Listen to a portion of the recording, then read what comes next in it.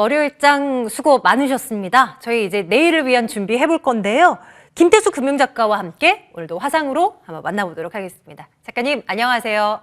네, 안녕하세요. 네, 시장이 낙폭을 그래도 조금 줄여 놓긴 했는데요. 그래도 뭐 시장 전체적인 분위기는 뭐 안 좋은 거는 뭐 똑같이 안 좋은 거네요, 그냥. 뭐 시장에 대한 평가는 좀 어떻게 내려주시겠습니까? 시장에서 이제 우크라이나 사태 때문에 사실 굉장히 좀, 억압되는 그런 모습을 보이고 있습니다. 지금 러시아에서 16일 뭐 이렇게 얘기까지 나와 있고, 그리고 미국의 이제 바이든 대통령도 이제 지지 않기 위해서 강력한 경제 제재를 하겠다.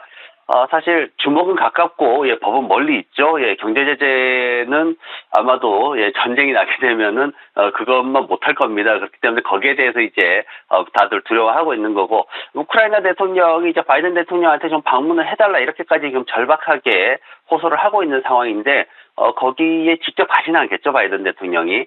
그러다 보니까 시장에서는 어쩌면 뭐 국지전까지도 이렇게 갈 수 있지 않나 이런 그런 얘기들을 많이 하고 있는 모습입니다. 그런데 이제 그거는 이제 대외적인 변수고 오늘은 이제 내부적인 얘기가 좀 해야 될 것 같습니다. 내부적으로 지금 금융위기 시절보다도 더 높은 물가 상승률이 나타나고 있다. 이 얘기를 좀 해야 되는데 지금 보면 외식 물가 상승률이 98년 이후에 최고 수준을 기록을 하고 있습니다. 우리가 지금 미국의 물가가 어떻다 계속 얘기를 하면서 그것 때문에 시장이 하락한다 막 이런 얘기 하고 있잖아요. 그러면서 계속 대외적인 것들만 자꾸 생각을 하고 있는데 한국 내에서도 지금 한국은행이 발표한 데이터에 보면은 이제 물가 상승 압력 확산 동향이라는 이 보고서에 따르면은 지금 현재 외식 품목 중에서 약 87% 항목이 3% 이상 상승하는 모습을 보이고 있습니다. 월에 3% 뛰는 거니까 엄청난 거죠. 그래서 이런 상황을 봤을 때 지금 한은 같은 경우에 확산 지수가 물가 상승 확산 지수 같은 경우에도 2005년 이후 최고치다. 2008년도, 2009년도 금융 위기를 이렇게 넘어가는 그 과정보다도 높게 지금 책정이 되고 있다. 이렇게 얘기를 하고 있어서 물가 상승률이 미국 못지않게 굉장히 급등하고 있는 상황이다. 그래서 시장 내부의 펀더멘털을 우리 시장 내부의 펀더멘털을 좀 더 봐야 되는 그런 상황들이 진행이 되고 있다라는 거고요. 그리고 이제 오늘 이제 외국인들은 주식 선물 동반해서 매도하는 그런 모습을 보였습니다. 외국인들이 삼성전자, 카카오, 뭐 LG화학이라든가 삼성 SDI, LG 에너지 솔루션 쪽으로 매도를 계속 하는 모습을 보였고 삼성전자 7거래일 만에 매도세로 전환하는 모습 보였죠. 기관들도 역시 LG 에너지 솔루션을 또 동반 매도를 하면서 이제 외국인이 던진 삼성전자라든가 카카오를 매수하는 모습을 보였는데 아직 그렇게 이제 방향성을 가지고 매매한다기보다는 그냥 조금 그냥 돌려서 외국인과 기관들이 좀 돌려서 받는 그런 모습들만 보이고 있습니다. 대통령 선거에 대해서도 이제 또 얘기가 나왔는데 최근에 이제 대통령 선거 4번 정도 하면서 3번이 주가가 하락하는 모습을 보였다. 이런 이제 보고서가 있었죠. 그러면서 가장 최근에 2번은 2% 상승했는데 근데 그때와 다른 거는 어떤 대외적인 기대감이 좀 형성되지 않고 있고 오히려 악재들이 좀 넘쳐나고 있기 때문에 그런 부분들로 인해 가지고 3월 9일 날 대선이 치러졌을 때 과연 얼마만큼 오를 것이냐라는 그런 기대감을 봤을 때는 시장이 그다지 어떤 기대감이 크지 않다 이런 평가들이 나오고 있습니다. 종목에 대한 이야기를 참 이건 뭐 해야 되는지 어떤지 늘 고민이 됩니다. 시장이 안 좋을 때는요. 그래도 매번 말씀드리는 건 시장이 좀 안정을 찾고 나서 뭐 이런 종목들은 크게 이제 빠르게 올라갈 수 있고 제 위치를 찾아갈 수 있다. 뭐 이런 컨셉으로 좀 말씀을 드리고 있는데요. 작가님의 아이디어가 필요해요. 국내 시장에서는 어떤 아이디어로 종목을 좀 봐주시겠습니까? 네, 오늘은 제가 이커머스 쪽에서 좀 종목을 골라봤습니다. 네. 오늘 이제, 시장에 최근에 이제 2월달 들어가지고 나온 뉴스들이 굉장히 많이 나온 뉴스들이 있어요. 뭐냐면, 오아시스를 비롯해가지고 이커머스 기업들이 줄줄이 상장을 하겠다고 지금 예고를 하고 있다. 이렇게 나왔는데, 보면은 네. 뭔가 이제 뭐 새벽 배송이라든가 막 이런 것들 해서 굉장히 어떤 생존 경쟁이 치열한 그런 모습을 보이고 있습니다.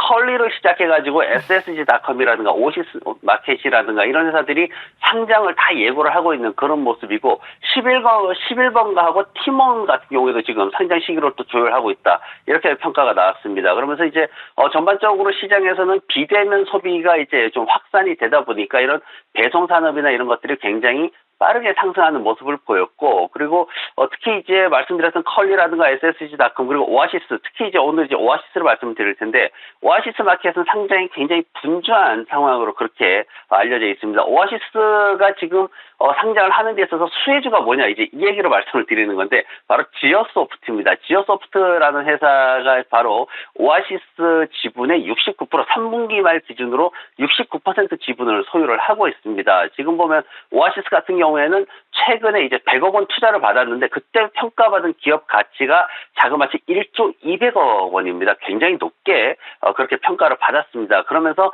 다양한 이제 상장을 위한 활동들을 하고 있다는 게 이번 달 들어서 2월 달 들어가지고 뉴스가 굉장히 다양하게 나오고 있는데, 오아시스 같은 경우에는 지어소프트의 어떤 그 기술을 통해 가지고 비용 절감에 성공을 했습니다. 그러다 보니까 다른 이커머스 경쟁 업체들은 손실을 내고 있는 상황인데, 오아시스 같은 경우에는 단기 순이익을 기록을 하고 있죠. 그래서 상장 시 이제 회사에 직접적으로 들어오는 69% 지분을 통해서 직접 들어오는 막대한 그런 현금이 기업 가치를 더욱 상승시킬 수밖에 없는 그런 상황입니다. 이 회사가 지금 최근에 나온 게 2차 전지 사업을 진출을 하겠다, 이제 이런 얘기가 나왔습니다. 근데 정말 재밌는 게 뭐냐면은 이 2차 전지 사업으로 진출하는데 증자를 하는 데 있어가지고 대주주가, 최대 주주가 자그마치 150억을 출자를 했습니다. 굉장히 좋은 그런 케이스죠. 그래서 그 최대 주주가 그 지분을 모두 이제 인수를 하고 현금을 내고 그걸로 통해서 사업을 하게 되고, 이렇게 되면은 시장에서는 굉장히 안정된 흐름을 가져가게 되죠. 부채로 인한 이자 비용이 상당히 줄어들기 때문에 이런 반도체 시장이나 이런 데서는 이자 비용에 대한 부담이 굉장히 크거든요. 그래서 그 부분을 없애게 되면은 회사가 되게 안정적으로 성장을 할 수가 있습니다. 그래서 앞으로 2023년 3월 달에 이제 시제품을 출시할 예정인데, 앞으로 할 일이 많죠. 이제 공장도 세워야 되고 그전에 또 부지도 또 설정을 해야 되고요. 그래서 이런 활동들이 굉장히 활발하게 진행되고 있다라는 이 지어소프트라는 회사에 대해서 관심을 가지시면 좋을 것 같고,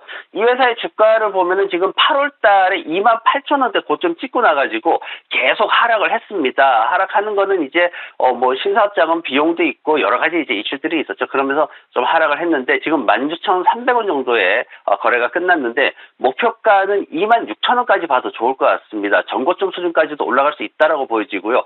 시장에서는 지금 3만 원대 보고서들까지도 나오고 있고요.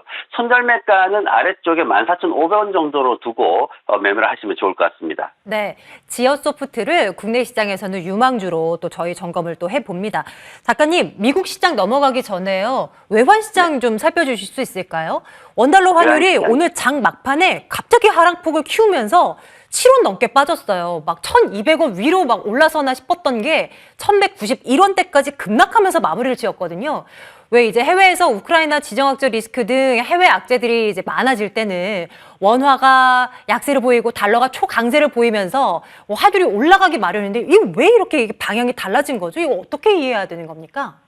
글쎄요, 수급에 의해서밖에 그렇다라고는 설명을 할 수가 없죠. 이 문제들은 이제 시장에서 뭔가 이제 펀드멘탈을 가지고 강달러다 뭐다 이렇게 할 때 그런 걸 가지고 설명하기는 어렵고요. 일시적으로 달러에 대해서 뭔가 수급의 변동이 생겼기 때문에 환율도 덩달아 움직였다, 이렇게밖에 아마 해설이 안 될 겁니다. 그래서 이런 문제는 시간이 좀 지나야지 투자자분들한테 오픈이 되기 때문에, 지금 당장은 뭔가 펀더멘털이 어떤 달러 부분에 있어서 펀더멘털이 바뀌었다, 이렇게까지 평가를 하기는 어려울 것 같고요. 그냥 아마 시간이 지나면 일시적으로 어떤 달러 쪽에서 수급에 어떤 변수가 있었다, 이런 정도로 아마 뉴스가 나올 것 같습니다.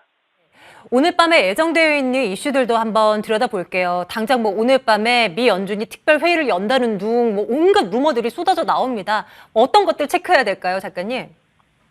네, 지금 보면 이제 러시아 문제로 해가지고 기술주들이 급락을 했습니다. 이제 시장에서는 여러 가지 얘기가 많이 나오고 있죠. 이제 막상 이제 정말 전쟁이 국지전으로 나올지 아니면 전면전으로 나올지 터져봐야지 이제 아는 건데, 근데 사실 주식하는 입장에서 이제 따지고 보면은 원래 이제 그런 이슈가 발생하기 전에는 변동성이 커요. 근데 실질적으로 그런 이슈가 상황이 터졌을 때는 주식하는 사람들 같은 경우에는 매수의 기회가 옵니다. 굉장히 좀 냉정한 그런 얘기일지도 모르겠는데, 일반인들 사업하시는 분들은 피해를 받을 수 있겠지만 주식하는 사람들은 이때를 잘 기다렸다가 급락할 때 매수하면은 굉장히 좋은 기회가 옵니다. 역사적으로도 다 그렇게 진행이 되어 왔었고요. 이번에도 어김없이 진행이 될 겁니다. 다만 이제 전쟁이라는 거를 놓고 단순하게 옛날처럼 철강주 잘 될 거야 이렇게 하면 큰 코 다칠 수 있어요. 그래서 이번에도 전쟁을 하는데 왜 AMD가 빠지고 왜 엔비디아가 빠졌지? 이런 쪽으로 해가지고 이제 저가 매수세를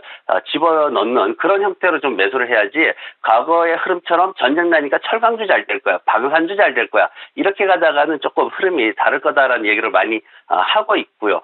그리고 이제 이번 주에는 16일 날 연준 FOMC 회의록이 발표가 됩니다. 지금 보면은 40년 만에 가장 빠른 물가 상승률을 보이고 있는데 여기에서 지금 심각할 가정을 하는 사람들은 아마 금리 인상될 거다 이렇게까지 얘기를 하고 있습니다. 왜냐하면 과거에도 연준에서 선제적으로 먼저 올렸던 경험이 있기 때문에 아마 심각할 때는 이번 FOMC 회의 발표하면서 올릴 거야 이렇게까지 하는데 사실 그렇게까지 보는 시각은 많지는 않고요. 아주 소수고요. 지금 어떤 과연 1월 달의 상황에 빗대어서 앞으로 어떻게 될 것 같다라는 그런 뉘앙스를 좀 비치지 않을까 예상을 하고 있고 생산자 가격 지수가 발표가 되는데 소폭 둔화될 것으로 전망은 되고 있지만 아직까지 굉장히 높은 수준이다. 그래서 물가 압력은 계속된다라는 걸 아시면 좋을 것 같습니다. 그리고 이번에도 월마트를 비롯해가지고 600여 기업들이 실적 발표를 앞두고 있습니다. 15일 날 로블록스가 있고요. 16일 날 엔비디아, 17일 날 월마트, 18일 날 디어가 있는데 지금 보면은 엔비디아나 월마트 같은 경우에는 좀 상승할 것으로 기대를 하고 있어요. 하지만 로블록스나 디어 같은 경우에는 그렇게 좋게 평가를 받지 못하고 있어가지고 이 부분들도 우리가 좀 지켜봐야 될 것 같습니다. 로블록스 정말 궁금하네요. 메타버스의 어떤 선구자 역할을 했던 이 업체인데 진짜 실적이 어떻게 나올지 실망스러울지 한번 지켜봐야 되겠습니다. 미국 시장에서 볼만한 종목도 하나 꼽아주세요. 오늘은 어떤 종목 볼까요? 오늘은 브이룸이라는 회사를 가져와 봤습니다. 중고차를 집으로 배달해 줍니다. 인터넷으로 중고차를 사게 되면은 중고차를 집 앞에 딱 갖다 주는데 이 회사가 이제 2012년도에 설립이 돼서 그동안 사실 별로 재미가 없었어요. 왜냐면은 미국 소비자들의 소비 트렌드 자체가 중고차를 아빠 손잡고 이렇게 같이 가가지고 고르는 이런 소비 패턴을 갖고 있기 때문에 이 회사가 그다지 크지 못하다가 최근에 이제 코로나 상황이 생기면서 빠르게 성장하는 그런 모습을 보였습니다. 뉴욕 맨하탄에 본사가 있는데요. 최근에 들어가지고는 사실 그 주가가 하락하는 동안에 그렇게 왜 그러냐면 이제 주가가 하락하는 동안에 실적이 나오는데 실적이 기대치가 너무 높았어요. 시장에서는 지금 실적이 매출이 123% 상승했는데도 예상보다 못하다 이렇게 평가가 돼버렸습니다. 그래서 굉장히 높은 기대치 때문에 오히려 역효과를 보게 되는 그런 모습을 보였고 그리고 역시나 이제 공급망에 대한 문제가 조금씩 생기는 그런 모습을 보였습니다. 이 회사의 재무제표를 보면은 재무제표가 이제 매출이 2배 이상 상승하는 그런 모습을 볼 수가 있고요. 그리고 전체적으로 이제 시장에서 어떤 중고차 온라인 중고차 시장을 볼 때 뭐냐면은 소비자들이 딜러한테 속는 것보다는 온라인에서 보증을 받는 게 더 낫다. 이런 식으로 이제 인식이 조금씩 변해가고 있습니다. 왜냐하면 미국의 중고차 시장에는 환불 제도가 없어요. 미국의 중고차 시장에는 교체 또는 수리뿐입니다. 그리고 보증 기간도 딱 1,500km까지만 보증을 해줍니다. 그래서 하지만 이제 브이룸 같은 경우에는 7일 이내에 아니면 250마일 이내에 언제든지 환불이 가능한 그런 시스템을 가지고 있기 때문에 최근에 온라인 쇼핑에 익숙한 소비자들이 굉장히 선호하고 있는 그런 상황이고 그리고 틈새 시장으로 보면은 한 10년에서 15년 정도 된 중고 이제 그 슈퍼카들이 있습니다. 뭐 페라리라든가 람보르기니라든가 이런 차들이 있는데 이런 것들을 온라인에서 거래하는 그런 거래 횟수가 굉장히 많아지고 있는 그런 모습을 볼 수 있습니다. 그래서 틈새 시장도 노리는 게 굉장히 주요하고 있다라는 거고요. 그리고 시장이 지금 보면은 차트를 보시면은 굉장히 이제 지난 여름부터 쭉 하락하고 있는 그런 모습을 볼 수가 있는데 이제 앞서 말씀드린 그런 이유들로 해서 계속 하락을 했고요. 하지만 최근 들어가지고 이제 조금 안정을 취하는 그런 모습을 볼 수가 있습니다. 그래서 목표가는 아직까지도 지금 뱅크 오브 아메리카 같은 경우에는 65달러까지 유지를 하고 있어요. 하지만 단기적으로 12불 50센트 정도 잡으시고 손절매가는 하단에 6불 50 정도 잡으시면 좋을 것 같습니다. 브이룸을 점검을 해봤습니다. 자, 오늘 밤에 그리고 앞으로도 어떤 흐름을 이어나가는지 한번 눈여겨보도록 할게요. 자, 오늘도 김태수 금융작가와 함께 말씀 나눠봤습니다. 오늘도 고맙습니다. 내일 뵐게요. 네, 고맙습니다. 감사합니다. 자, 빨간맛 2부 함께 하셨습니다. 예, 이렇게 좀 마치게 되는데요. 오늘 밤에 미국 시장이 어떻게 또 진행될지가 모든 이 투자자들의 관심 대상이 되겠네요. 자, 오늘 밤 이슈 잘 챙겨보시고 내일 또 건강한 모습으로 뵙겠습니다. 내일 같은 시간에 뵙겠습니다. 고맙습니다.